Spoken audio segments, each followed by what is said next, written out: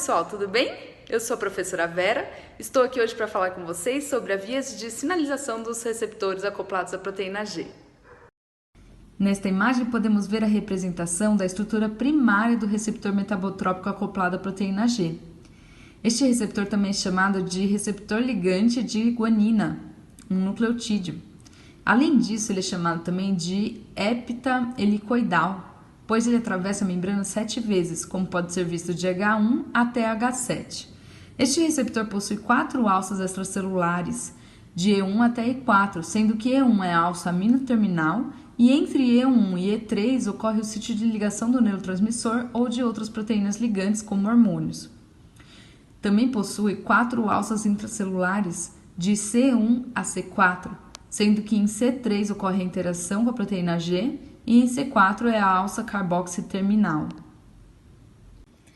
Em resumo, temos que o receptor acoplado à proteína G, ou GPCR, é um receptor ligante do nucleotídeo guanina. Ele é chamado também de heptahelicoidal, pois possui 7 domínios transmembranas e 4 alças extracelulares, sendo a alça E1 aminoterminal.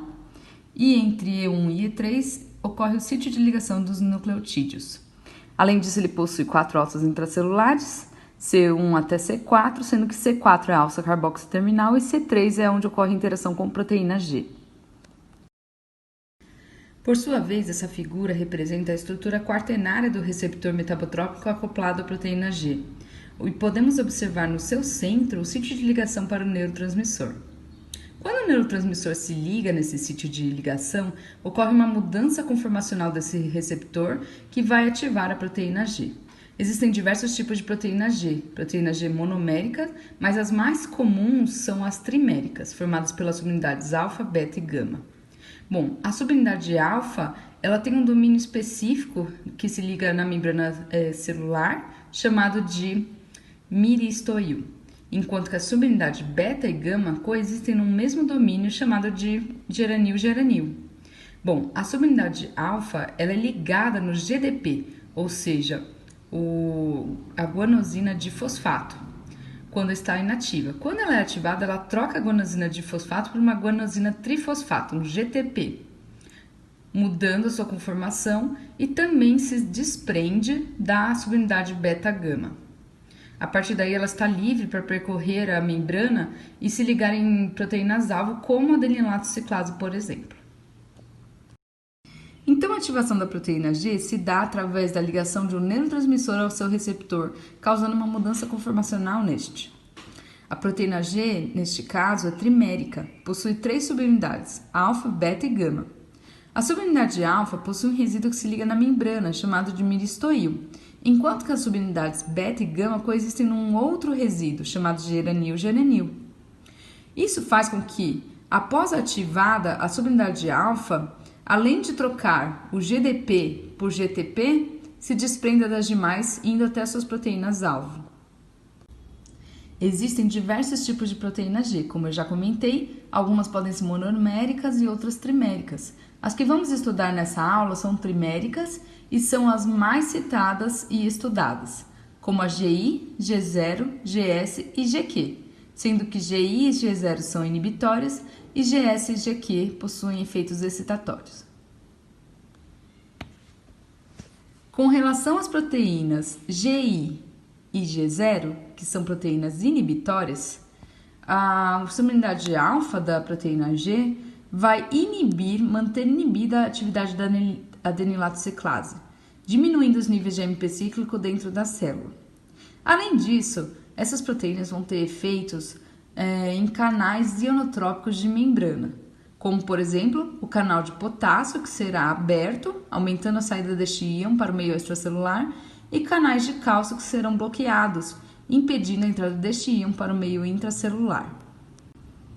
Reforçando, as proteínas GI e G0 são inibitórias, inibem a adenilato ciclase, diminuindo níveis de AMP cíclico ou adenosina monofosfato cíclico, que é um segundo mensageiro dentro da célula, abrem canais de potássio, permitindo que este íon saia para o meio extracelular e fecham canais de cálcio, impedindo a entrada deste íon no meio intracelular. No caso da proteína GS, que é considerada excitatória, quando chega um neurotransmissor do sítio de ligação, o receptor sofre uma mudança de conformação, ativando a proteína G da mesma forma, que vai trocar o GDP pelo GTP. Vai se soltar da subunidade beta-gama e vai se mover pela membrana até as proteínas-alvo, como a adenilado-ciclase. Neste caso, como é uma proteína excitatória, ela vai promover a ativação da adenilado-ciclase.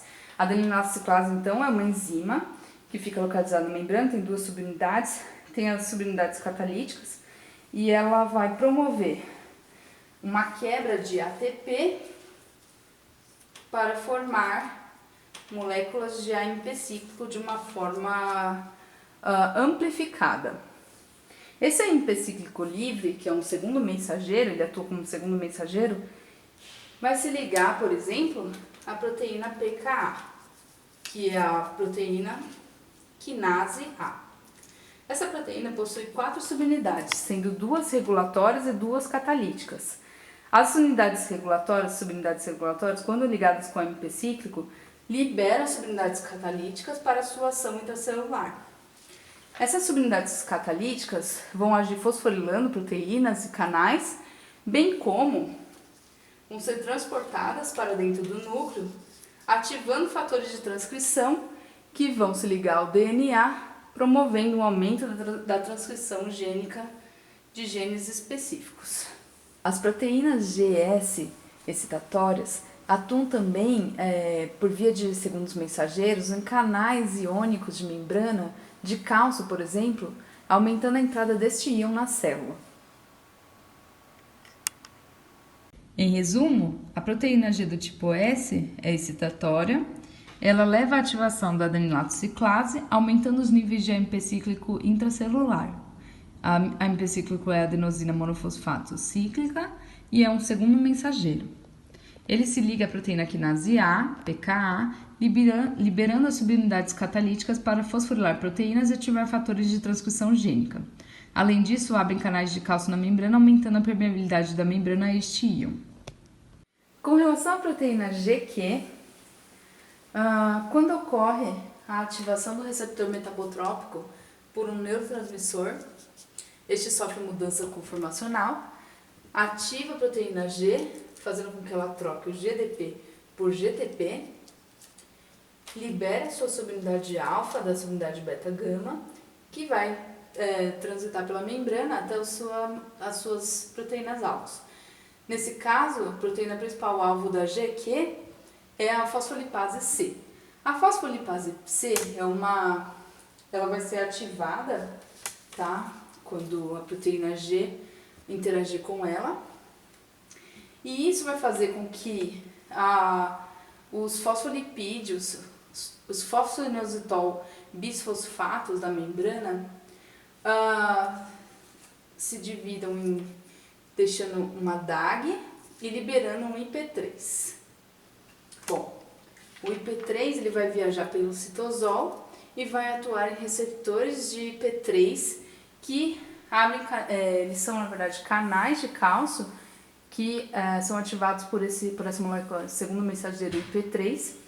Eles ficam localizados nos retículos endoplasmáticos e nos estoques de cálcio da célula. Isso vai fazer com que uma boa quantidade de cálcio seja liberado para o meio intracelular, promovendo uma sinalização celular. Esse cálcio vai se ligar em proteínas como o complexo calmodulina, que vira complexo cálcio-calmodulina, que se liga também a proteínas quinase do tipo CAN-quinase, ou calmodulina quinase. Bom, além disso, existe uma quinase, uma proteína quinase C, que vai até a proteína, ou aos lipídios DAG, que estão na membrana, e lá, junto com mais 2 moléculas de cálcio, ela vai promover a fosforilação de várias proteínas também, incluindo cascatas de ativação de fatores de transcrição do núcleo. Em resumo, a proteína GQ é uma proteína excitatória que ativa a fosfolipase C, hidrolisando o fosfoinositol bisfosfato em inositol trifosfato e diacilglicerol, segundo os mensageiros O IP3 ativa canais de cálcio no retículo endoplasmático, liberando cálcio no meio intracelular. Além disso, o cálcio também atua como segundo mensageiro, que em concentrações um pouco mais elevadas se liga à calmodulina, ativando a canquinase e promovendo a fosforilação de diversas proteínas.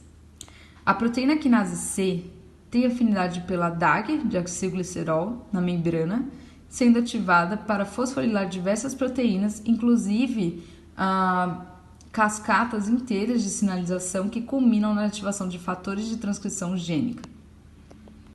Quando essa sinalização pela proteína G finda, essa proteína ela tem um domínio GTPase.